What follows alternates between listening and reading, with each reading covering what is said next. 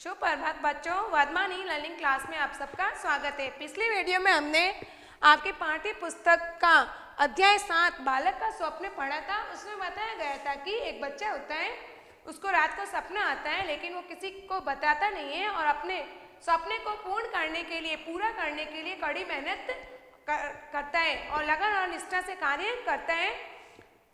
तो धीरे धीरे क्या बन जाता है, एक नौकर से वो एक मंत्री बन जाता है, लेकिन किसी कारणवश मंत्री को कारावास की सजा सुनाई दी जाती है। लेकिन जब राजा मुसीबत में आता है तो वो मंत्री ही उनकी सहायता करते हैं। तो इस अध्याय को अपन आगे पढ़ते हैं।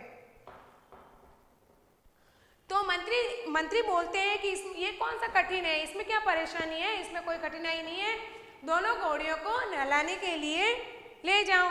जो पहले आगे नदी में घुसे वही माँ है और जो पीछे चले वह बेटी है। अब मंत्री जी कारावास में बैठे बैठे ही समस्या का समाधान कर देते हैं कि दोनों घोड़ियों को नदी में नहाने के लिए ले जाओ। जो आगे चलेगी वो माँ होगी, जो पीछे होगी वो बेटी होगी। इसके बाद उसी प्रकार के 2-3 प्रश्न राजा ने भेजे, मंत्री ने सबको हल कर दिया। अब जब एक प्रश्न को मंत्री जी ने हल कर दिया तो 2-3 क्वेश्चन राजा ने और भेजे, उनको भी मंत्री जी ने हल कर दिया।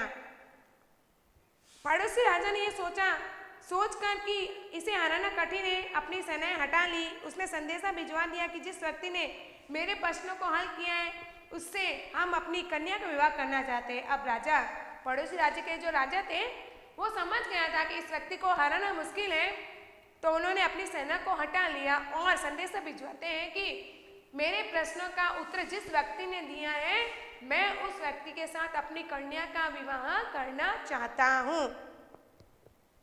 इस समाचार से राज्य भर में सनसनी फैल गई। उस बंदी मंत्री की चारों ओर प्रशंसा होने लगी। राजा ने उसे तुरंत मुक्त कर दिया। इसके बाद पड़ोसी राजा ने अपनी कन्या का विवाह उससे कर दिया।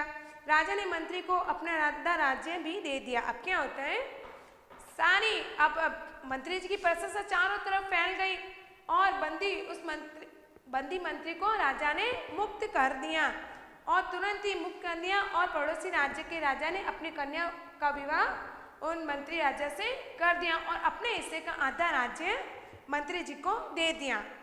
इसके बाद इस राजा ने भी उसे बहुत सी चल और अचल संपत्ति दे दी। और इसके बाद जो पहले जहाँ काम करते थे, जिस राज्य के राजा के पास काम करते थे, उन राजा ने भी अपने राज्य की कुछ धन संपत्ति भी मंत्री जी को दे दी।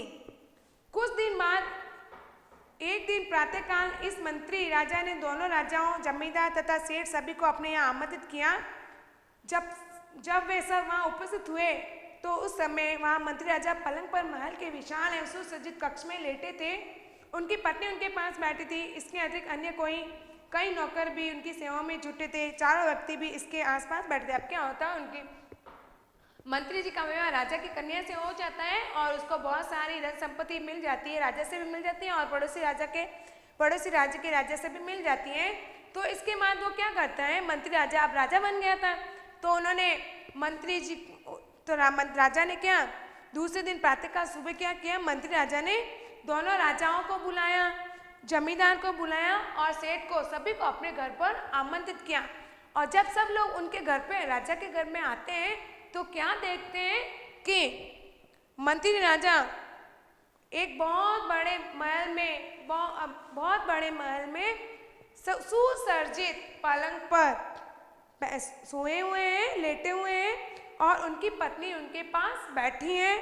इसके अतिरिक्त कई नौकर भी उनकी सेवा में। और क्या देखते हैं, वो जो सब आते हैं वो देखते हैं कि राजा बहुत बड़े महल में सुसज्जित पलंग पर सोए हुए हैं, उनकी पत्नी उनके पास बैठी है और कुछ नौकर उनकी सेवा में जुटे हुए हैं। चारों व्यक्ति भी उनके पास आकर बैठ गए। अब वो चारों व्यक्ति, जमींदार, राजा, दोनों राजा सब थे, वो भी उनके पास आकर बैठ जाते हैं।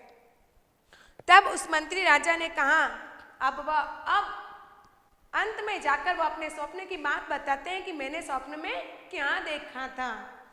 तब उस मंत्री राजा ने कहा, यही दृश्य जो आप लोग इस समय देख रहे हैं, मैंने स्वप्न में देखा था और तभी मैं स्वप्न में चिल्लाया था, आओ मेरा भाग्य।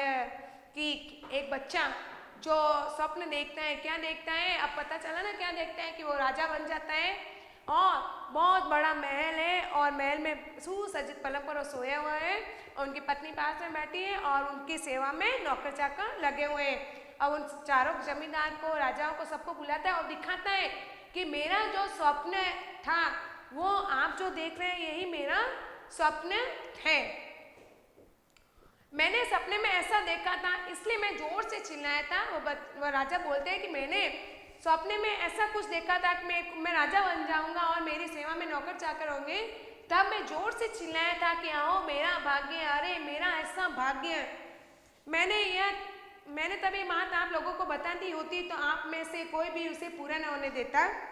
हो सकता है कि ईर्ष्या, लोभ और अपमान के वशीभूत आप मुझे मौत के घाट पे उठा देते। तो वह राजा बोलते हैं कि मैं अगर मेरे सपने की बात आप सबको बता देता तो आप मेरे सपने को पूरा ही नहीं होने देते और हो सकता है कि ईर्ष्या यानी आप जलन के मारे मुझे मौत के घाट पे उतार देते कि ये लड़का बड़ा होकर राजा बन जाता। इस जलन से आप मुझे मौत के घाट भी उतार सकते थे।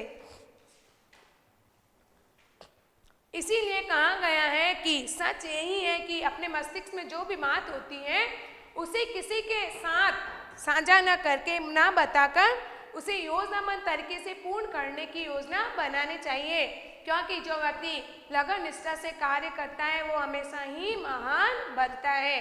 Thank you.